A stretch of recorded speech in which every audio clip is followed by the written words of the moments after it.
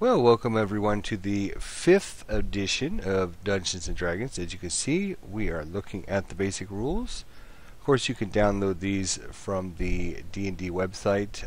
They are currently up to version 0.2, but we are only a few short days away from August 19th when the Player's Handbook will be released. And just to help out my current local players and a few people that I know get up to speed on 5th edition, I'm going to create a couple videos so that they can watch them and understand the basic concepts behind 5th edition.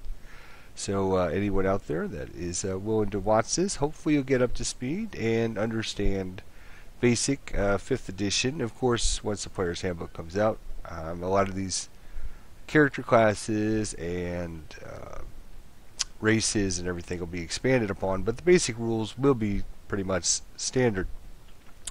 So just like every other D&D version, here we're gonna actually start here with character creation and talking about characters and everything. Barely next episode we'll get into combat, the changes in combat and everything. But each player is going to create a character, and just like in every other version of D&D from the beginning of time, you're going to be using strength, dexterity, constitution, intelligence, wisdom, and charisma. There's a multitude of different ways for you to determine your ability scores, although I think basically the standard coming along and the basic easiest way to do that is through the let me show you here. Bring it down, bring it down, bring it down. Went too far. I'm trying to show you, not just talk so you can actually see what I'm talking about, is your ability point costs for each of your ability scores here. It's kind of the easiest way. You give a set number and each of the players can determine their own ability scores without having to roll dice and get bad numbers or anything like that. So that's kind of, I guess, maybe the standard. Plus, it's a lot easier when you're doing online. You can say, okay, roll up your character.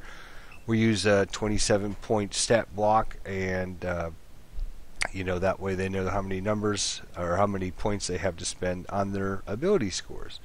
So of course that's pretty standard stuff from all the other additions for D&D: strength, dexterity, constitution, intelligence, wisdom, and of course charisma. That's going to be your basics. You're going to assign these to your ability scores to each one of your characters, and then you're going to choose a race and a class. Of course, the basic rules here doesn't have all the classes and all the races included, but you'll basically follow the same procedure once you look through the Player's Handbook. I'm actually going to be using a program here called Roll20 because I have some already characters built into this wonderful little free program in which you can play online games. So if you're not familiar with Roll20, you should definitely check it out, roll20.net. Lots of games. I was in a couple games this week as a player, a couple games as a DM, so you can play D&D, not face-to-face, so definitely an advantage. If you can't find a local group to play with, or you have some available free time, definitely check it out if you're interested. Anywho, I'm going to be using this just because I have some basic characters created in here, and let's take a look at Surge here. So here's our character that I created, Surge. So, of course, as I already mentioned, you're going to have your scores here, and you're going to apply those scores to your strength, dexterity, constitution, intelligence, wisdom, and charisma, of course. The most important thing with 5th edition is basically not these scores anymore. It's going to be your modifiers, and that's the way everything is switching over to, I think. These modifiers, you will probably never use these numbers ever again. You're always going to be using these modifiers, and they're going to be basically everything you do within 5th edition is going to be modified by these numbers with ability checks, attack rolls, saving throws, etc. You will notice if you come from 3rd edition or 4th edition, you no longer have reflex saves, fortitude saves, or anything like that. You now have strength saves, dexterity saves, constitution, intelligence, wisdom, and charisma. That's why these numbers are very, very important. And also now, there's a couple new things, new changes, I guess, to the way things are done. Each class will determine your save proficiency here, and you can see that for this Lightfoot Halfling Wizard here, the Wizard class gives you a save proficiency in Intelligence and Wisdom. So what is the save proficiency? What does that give you? Well, glad you ask. They have a new basic understanding now that each character, based on their level, this is their first level character, by the way, as you can see somewhere probably on here it says first level. Anyways, each level, here it is, first level, automatically gets a proficiency bonus that they're going to be adding to things they're proficient at. So in this case, first level, you're going to have a level 1 character is going to equal a proficiency bonus of 2. So this proficiency bonus is going to be given to anything you're proficient in. So if you are proficient in, I'm just going to quickly switch over to another character here. No, that's fine. Yeah, I will. Okay. We'll switch over to Derek Thornbeck here. Look at his character sheet. You can see that he is proficient in background here, sorry. He's proficient in battle axes, hand axes, throwing hammers, war hammers, and simple weapons. So if he uses any of these weapons, he is proficient in it. He's going to add his proficiency bonus. So the proficiency bonus is not only for weapons, but it's also for saving throws, or anything that has to do with that particular skill. So everything is based upon your 6 skills here now, and your modifiers, and whether or not you have a proficiency with them. So strength, you can see I have a modifier of 3, but I have no save proficiency, so my save bonus is just going to be 3. So anytime the DM asks for a strength saving throw, I'm going to just have a 3. Wisdom here, you can see based on my ability score, I have a modifier of 2, but I'm proficient in it. I get my proficiency bonus, which of course is 2, so 2 plus 2 equals 4. I'm going to add 4 to that.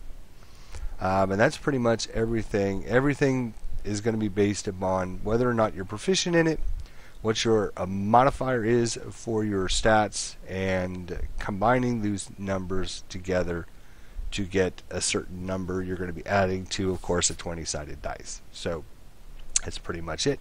You can see here, if we look at our skills, the skill list is kind of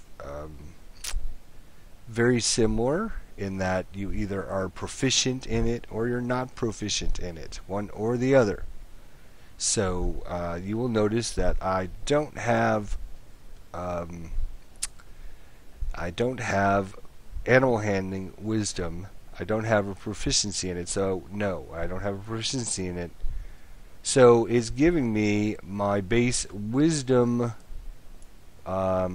modifier, which is right here, 2. So why am I not getting a 4? Well, the 4 is already calculated in whether or not I have a proficiency in it. So you can see I don't have a proficiency in it. I'm not going to get my proficiency bonus. So my wisdom is 2, no proficiency bonus, so my outcome is 2. If we look at insight, here's a wisdom. Again, our wisdom modifier is 2. We do have proficiency bonus. We're going to add our proficiency bonus, which again is 2, and we're going to get a total of 4. So this will auto-calculate if you use any kind of auto-calculating spreadsheet or a character creation sheet. You can download those already from the internet. So proficiency bonus, obviously, you're going to give you a proficiency bonus. But I should note, you only get 1 proficiency bonus ever added. Now that number can be doubled or halved, but you can only add 1 proficiency bonus. So if we look at insight here, which is wisdom, If we go back to wisdom, you notice it's 2, and I have proficiency in wisdom, which gives me a 4. So with my insight wisdom proficiency, yes, I don't get to add that proficiency bonus again. I'm already proficient in it because I'm already proficient in wisdom.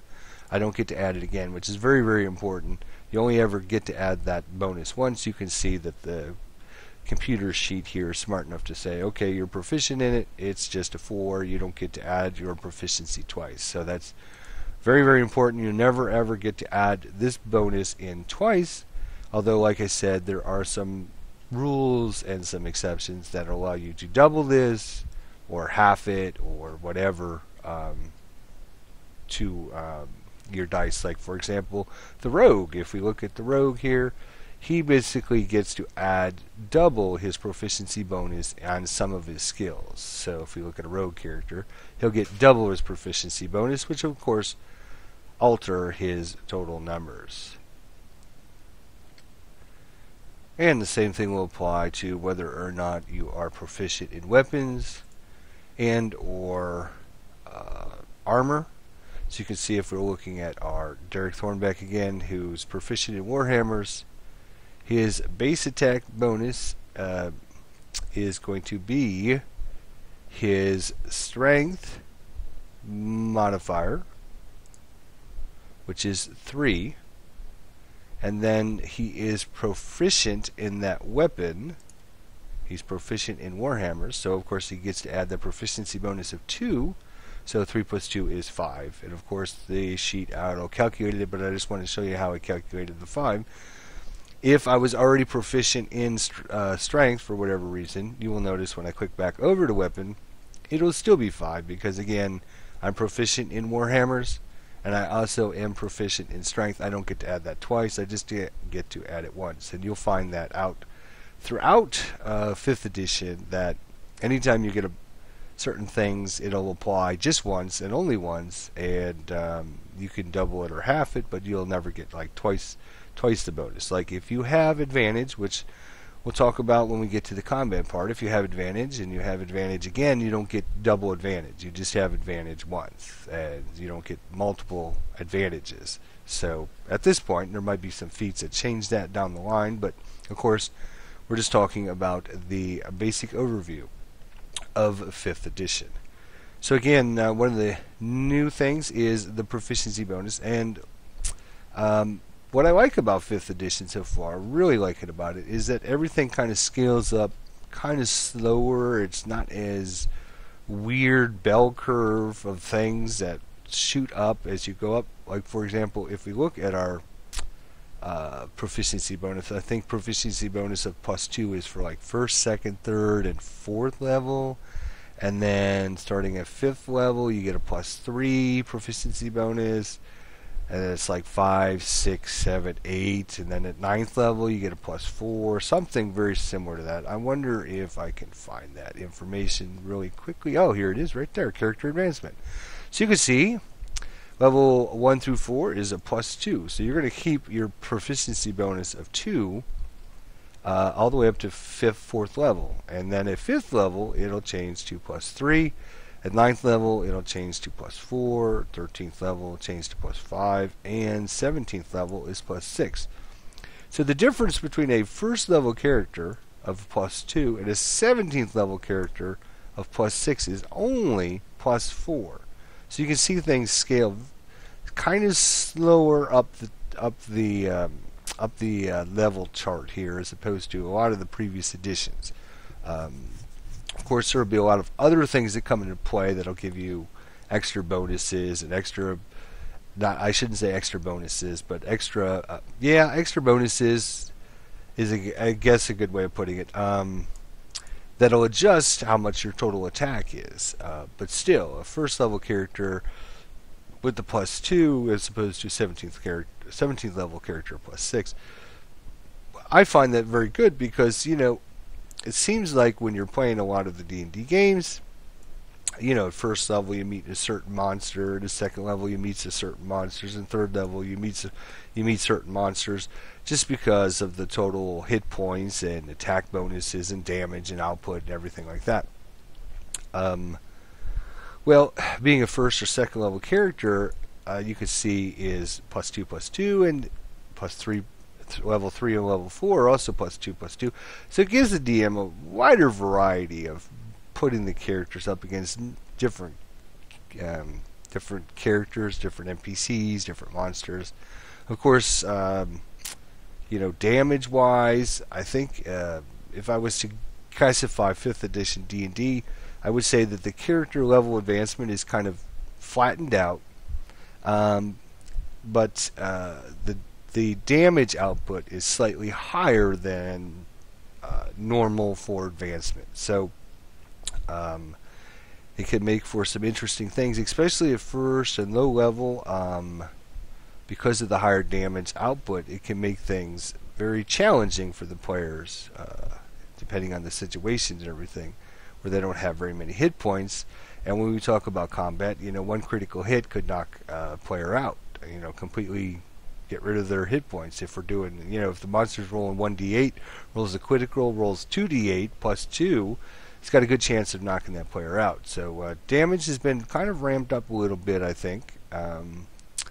And the hit points are pretty much the same. Speaking of which, let's go into our characters, and we're going to look at our hit dice here. So based on the class you have, you're going to get a certain amount of hit dice. Sorcerers and wizards get a d6. Bards, clerics, druids, rogues, monks, and warlocks have a d8. Fighters, paladins, rangers, d10, and a barbarian, d12.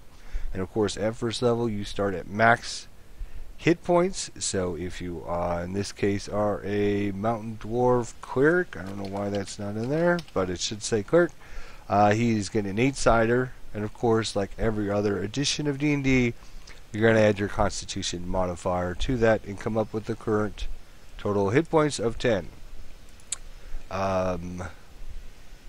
So that is your base stats, your current hit points. Of course, initiative is based upon the normal, your dexterity modifier,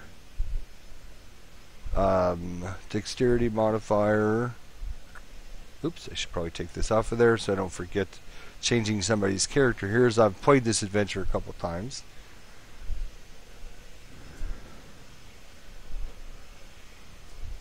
Alright, so it's auto calculating it out. So your dexterity modifier plus your proficiency bonus must equal your initiative. Interesting. Let's click that button and see what comes up. See if it tells us. Oh, I guess it won't do it. Alright, anyway. Who are we looking at there? Derek Thornbeck. Alright. Alrighty. So let's talk about a character with spells now. So they've kind of changed spells a little bit, and what we're going to do here is scroll down to, actually let's talk about races first. You're going to be picking a race, and let's just say dwarf, since that's where I'm at. I'm at the dwarves.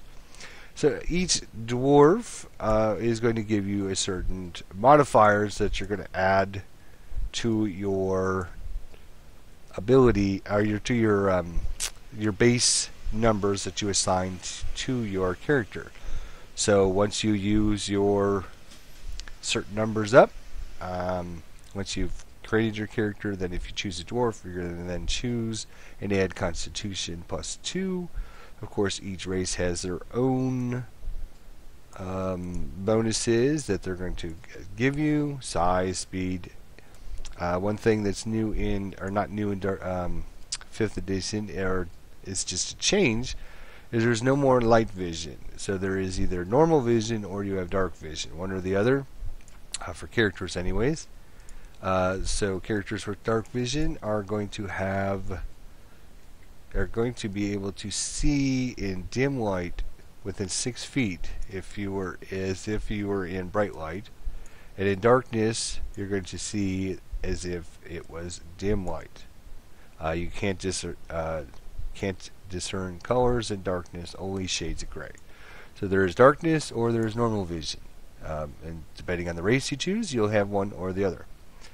Once you choose a race and you get all of these modifiers added to your character, you are then going to choose a subrace, as you can see here in the basic rules.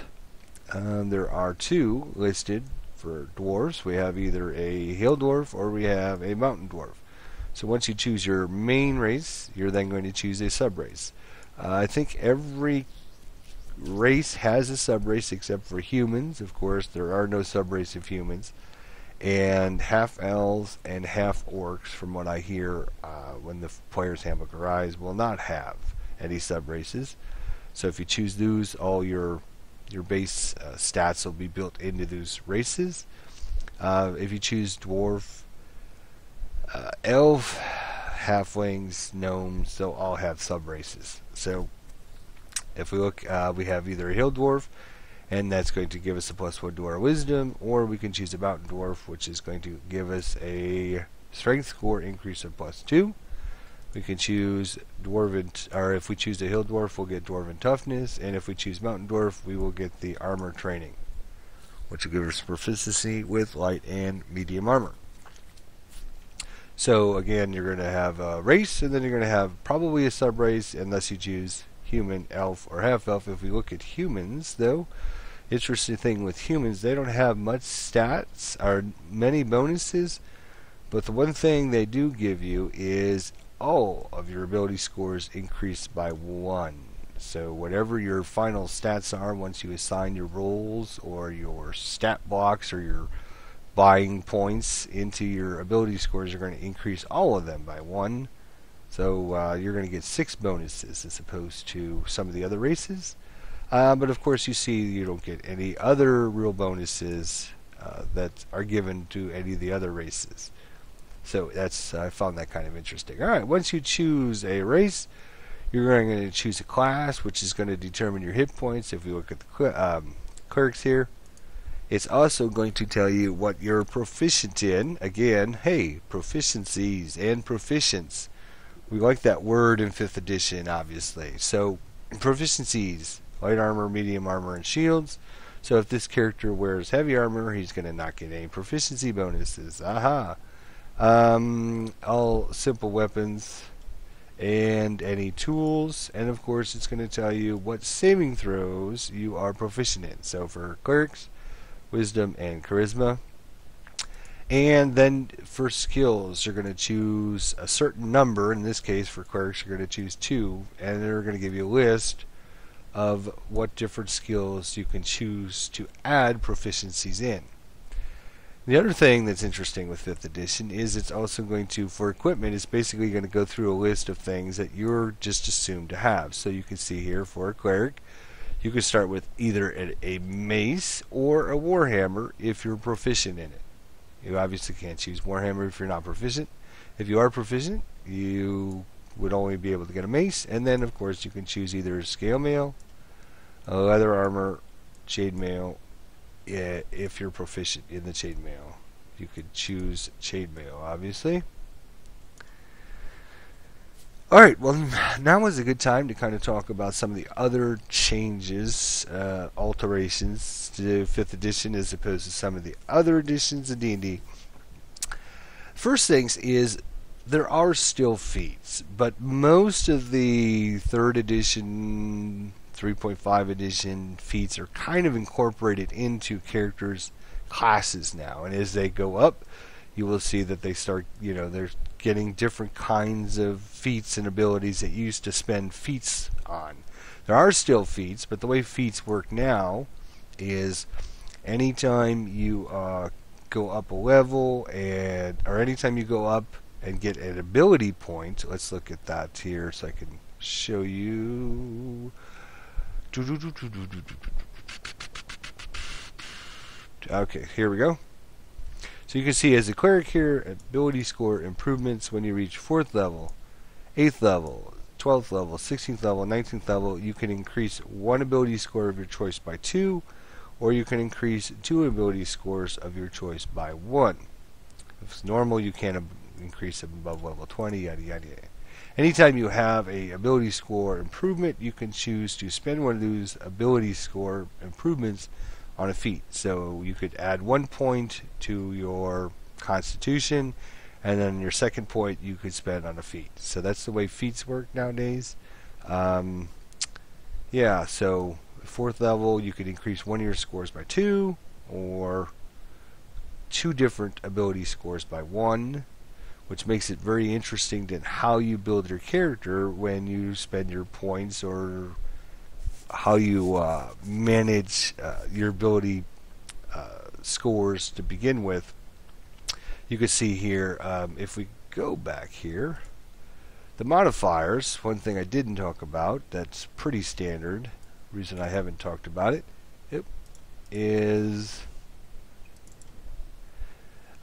your modifier is basically if you take your total score, you subtract 10 to it and then divide by 2. So you can see here 16 minus 10 is 6, half of 6 is 3. That's how you get your modifier. So 15, you can see half of 15 is, or minus 10 to 15 is 5. Half of 5 is 2.5, so of course you round down to 2. So if this character, say, went to a 4th level, and I had a chance to spend either A, spend 2 points on one of my ability scores, or B, I could increase 2 of my stats, 1 point each. So it brings some really interesting strategy into, again, how you build your character and how important these numbers are. You can see that you're only going to be doing this 1, 2, 3, 4, 5 times throughout your character's career. So spending each one of these points and how you arrange your scores and your ability scores to begin with are very important to your character in 5th edition. So if I had 2 points, I could just simply say, you know what, I'm going to crank my strength up from 16 to 18. Boom. It goes from a modifier of 2 to, or a modifier of 3 to a modifier of 4, and boom, I'm done. Oh, take that back. Sorry.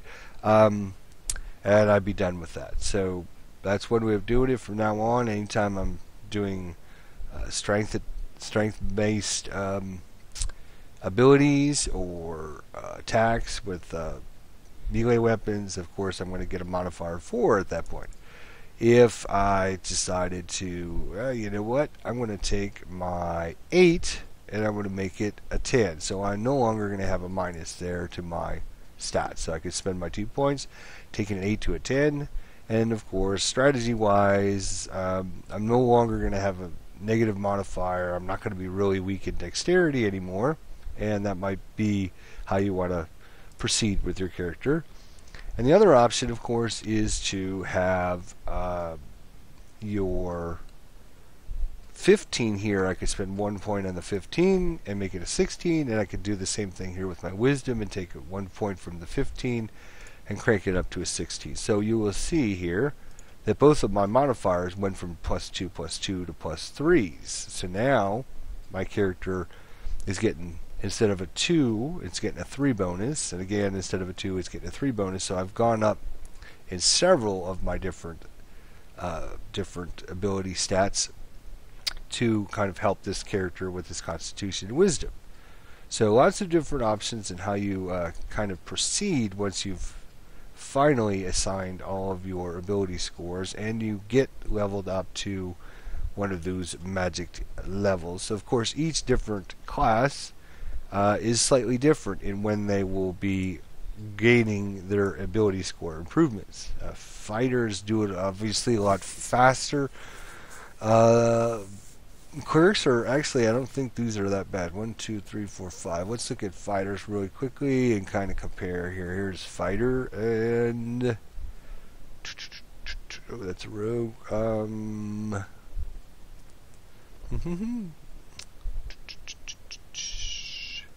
Must have missed it. Here it is. So they have 4, 6, 8, 12, 14, 16, and 19. So 1, 2, 3, 4, 5, 6, 7. So I think they have an extra one at 6th level, and an extra one at, let's see, it was 4, 8, 12, I think. So an extra one at 6th level, or yeah, an extra one at 6th level, and maybe 8th level, I think.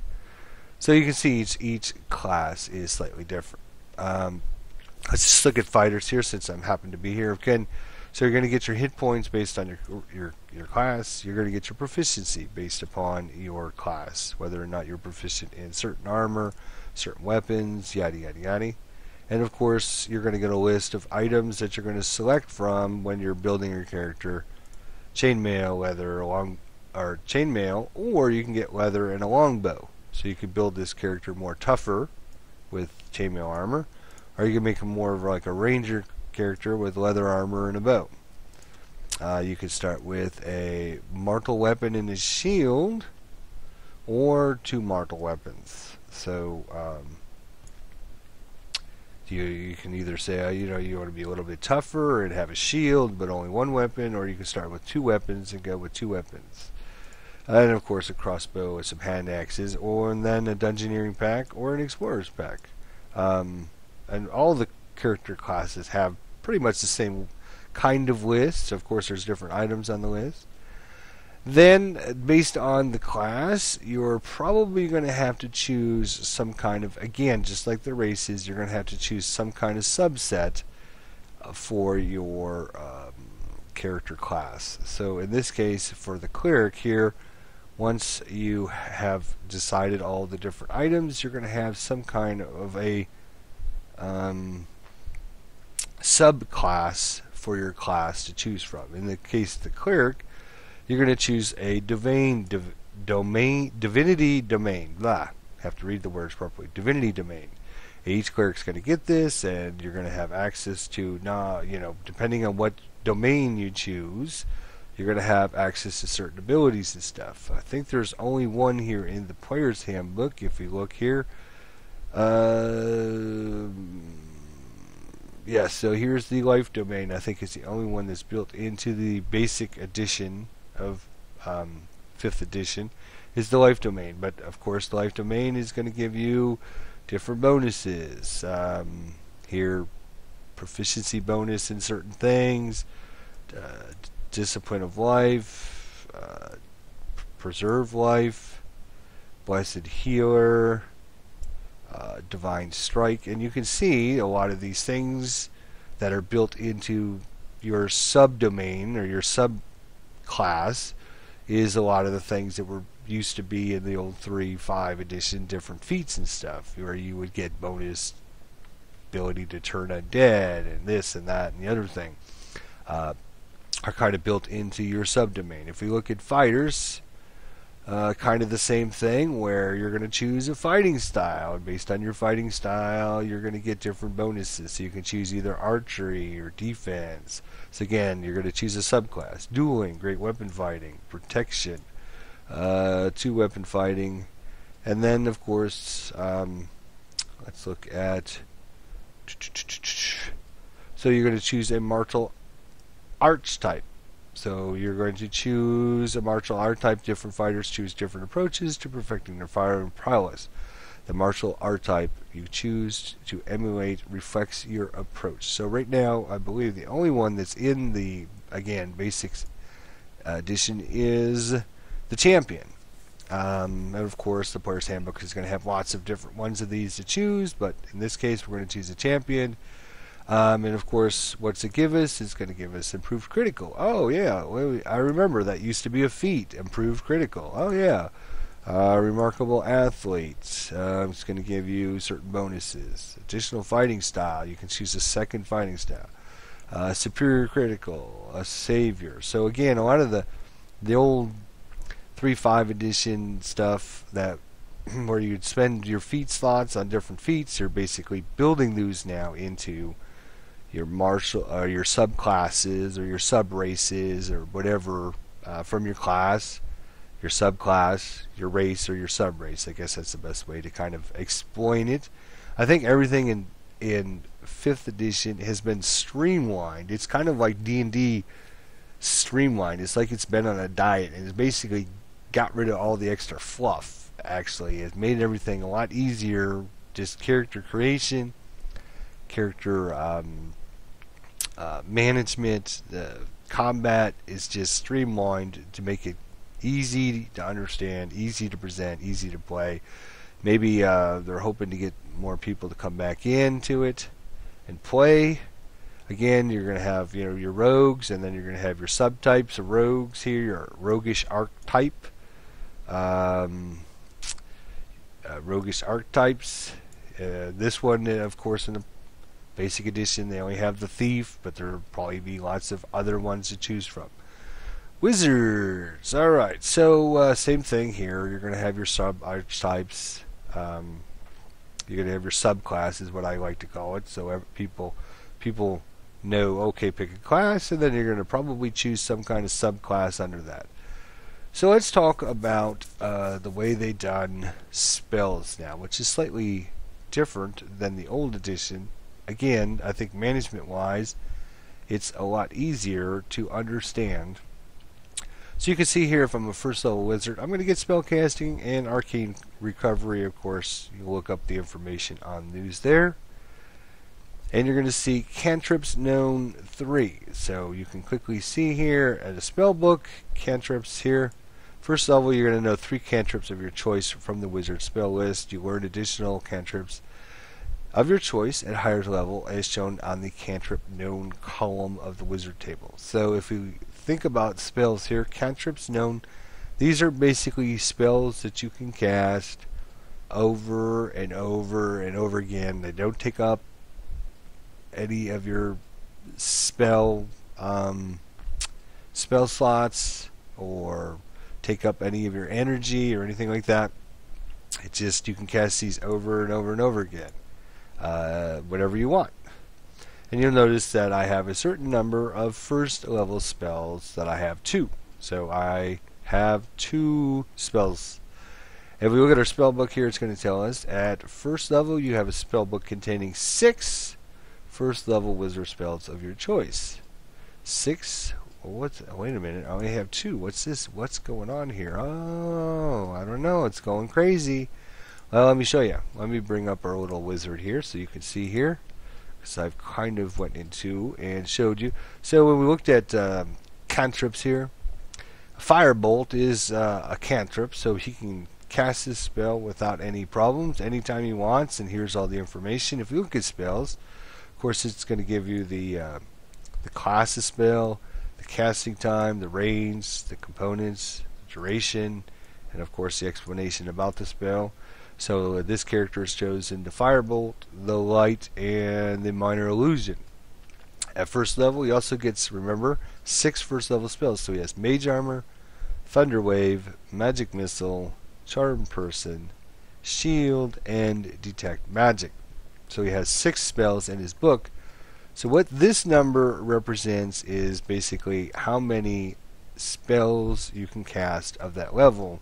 And it doesn't matter what spell it is. So I could cast a shield spell at first level, and it's going to take up one of my available 2 first level spells.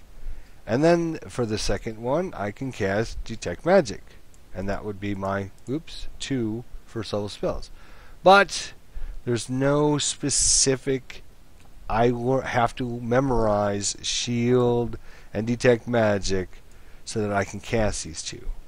So basically, when you learn a spell, you learn all 6 of your spells, you have them memorized, and you have them for the rest of the day. You can cast them until you've used up all of your magic power for the day, basically.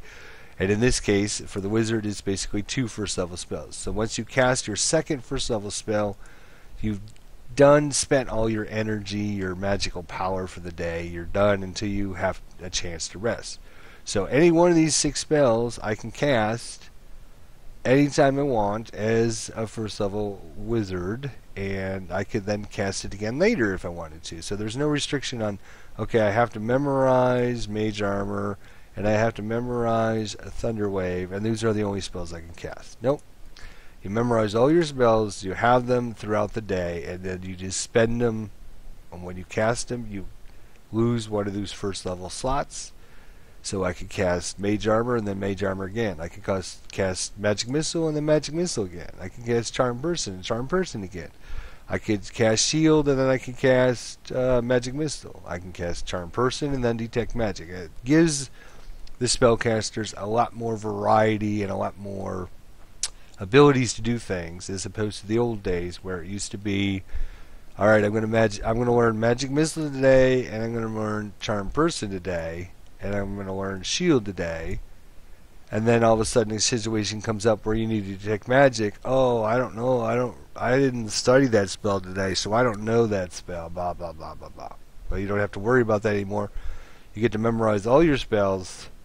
All you have to do is cast them and keep track of how many spell slots you've used, and of course you get your cantrips for free. It makes it very streamlined, very easy, and that's, like I said, pretty much everything with 5th edition is streamlined. Let's make this easy, and let's not try to overcomplicate things. And even when we talk about combat advantage, disadvantage, everything, you get a proficiency bonus. You get to add that if you're proficient or not. It doesn't matter how many times you're proficient, you still get to add it just once. So let's just, okay, you're proficient, good, boom, add 2.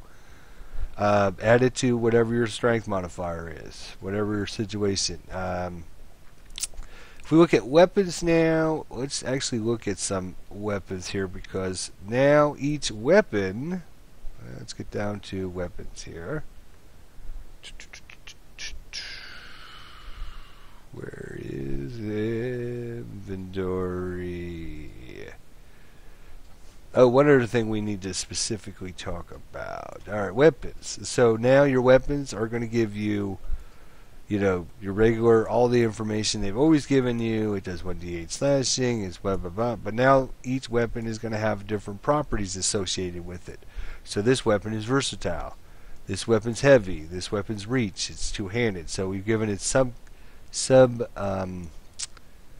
classes to the weapon. So this battle axe is versatile, which means if you look up versatile, it means it can be either used one-handed or two-handed. It can be used one-handed or two-handed. So you just look at the different classifications that the weapon has: two-handed, heavy, reach, versatile, and any of the numbers that are versatile, the number after it's going to be the number it does if you use it two-handed. So if you use this 1d8 battle axe one-handed, if you use it two-handed, it's 1d10 if you use it two-handed. The other ones that's kind of important is a finesse. Finesse will allow you, a finesse weapon will allow you, where's finesse here? Finesse, well, in making an attack with a finesse weapon, you can choose to use your strength or your dexterity for your damage and attack rolls.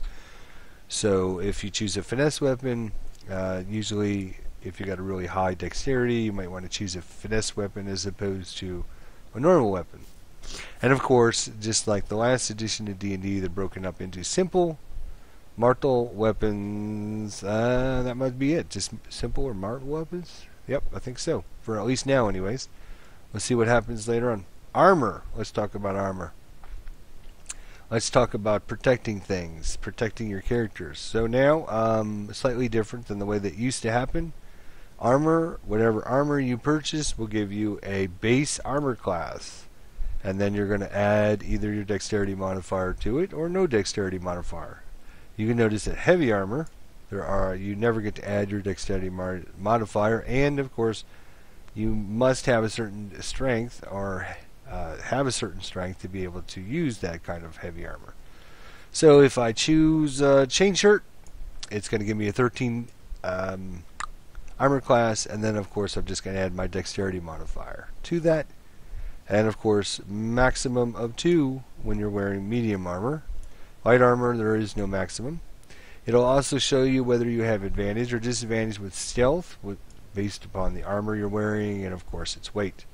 We'll talk about advantage and disadvantage later on, but basically advantage and disadvantages, if you have advantage, you're going to roll 2 20-sided dice and take the higher number. If you have disadvantage, you're going to roll 2 20-sided dice and take the lower number.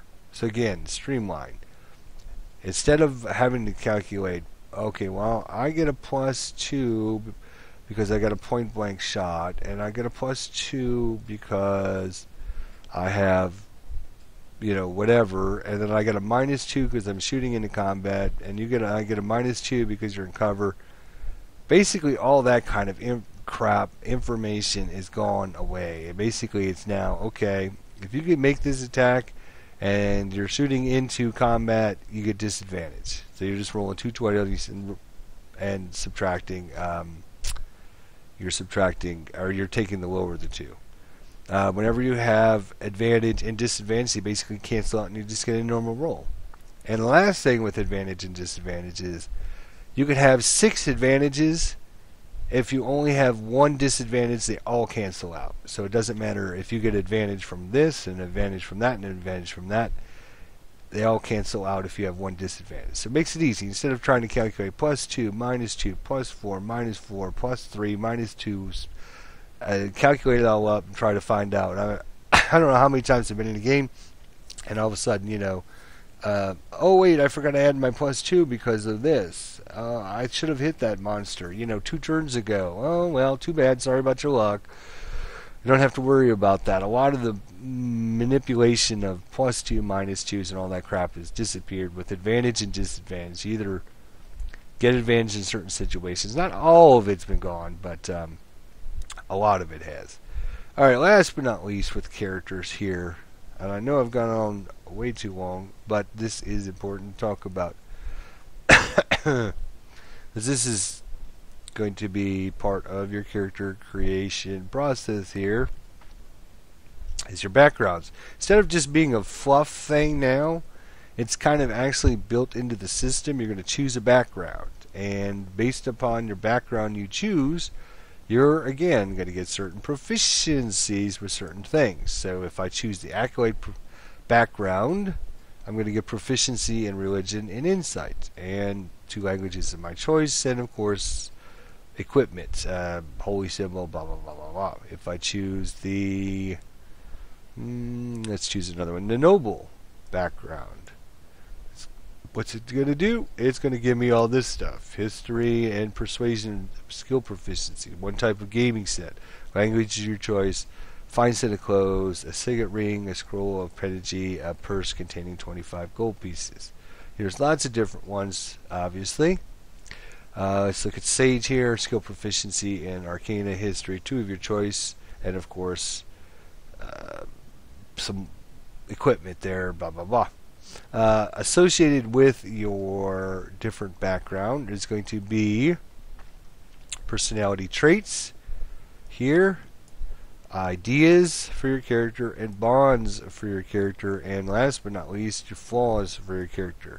So you can either randomly roll on the chart. You can choose which ones you want to have your character believe in. You can talk to your DM about making other ones, whatever. But these things are kind of important for your character, for the player, so that they understand the actual character's motivations and their personality. There's nothing more I like than a good mystery. So, if a mystery comes up in the actual game, this character can role play and talk, oh yeah, this is going to be so much fun. This is going to be great. It's a nice mystery. Get all excited and show that his personality trait is, about liking murder mysteries. Same thing with ideas here. Let's look at power. Knowledge is the path to power and domination. Self-improvement. Whatever you decide to choose. Bonds. I work to preserve library, universities, and monasteries. Scriptoriums and monasteries. So you put this in your character sheet, and that way you'll have some reference to go on and what your character's thoughts, your personalities, your feelings, your what you like, what you don't like, your how you would act in certain situations, whatever. Same thing with flaws. Most people scream and run when they see a demon. I stop and take a note of its anatomy. Okay, so this is something that you could come into play during role playing. It kind of helps people kind of flesh out their characters, not just kind of gives some, obviously with the background, gives them some thoughts to actually put down on their character sheet and help, because there is a new thing incorporated into 5th edition. If I get back up to the top here, here we are, inspiration. So a DM can assign inspiration, and of course every DM will be different. So typical ways of gaining inspiration. will award it when you play personality traits, give them the drawbacks presented in your flaws and bonds, and portray your character in a compelling way. So these things we just went over with in the backgrounds are kind of important because based on your DM, it might give you inspiration. The DM might say, you know what, you've given me inspiration, so now you have inspiration. And basically, inspiration is allowing you to going to give you a chance sometime later on to make an attack roll, a saving throw, or an ability check with an advantage on it. So, you know, you can say, I'm going to use my inspiration now and have your advantage. And, you know, because you did other good things during the session to show your character's traits, personalities, flaws, drawbacks, your bonds, whatever your DM is going to give you, or, you know, kind of the way he DMs and his focus on storytelling or whatever he might, you know, if you do something, describe something really great in combat, he might give you inspiration. Or if you do something in role-playing wise, or just, you know, heroically, or whatever your DM, you know, you might want to ask him about how exactly, you know, he does inspiration and his motivation about, you know, how to give it out and everything, so you know. So that's kind of that. So yeah, flaws, languages and everything is kind of the same. Let's see if I'm missing anything else. We went over spells. Inventory is pretty much what we went over. Classes, you can see the classes coming: Barbarian, Fighter, Rogue, Bard, Monk, Sorcerer, Cleric, Paladin, Warlock, Druid, Ranger, and Wizard are the character classes coming in the player's handbook. Background again, you're going to get some racial traits, you're going to get your personality traits, your ideas, your bonds, your flaws, your armor proficiency, your weapon proficiencies, and of course your tool proficiencies. That's all going to come into play when we're talking about, of course, your proficiency bonus. So that's kind of overview of 5th edition character, how to make characters and the information that you need to create a character. Maybe next time I'll actually go through, make up a character really quickly, and just kind of go through the basics and decide what we want to do. So thanks for watching.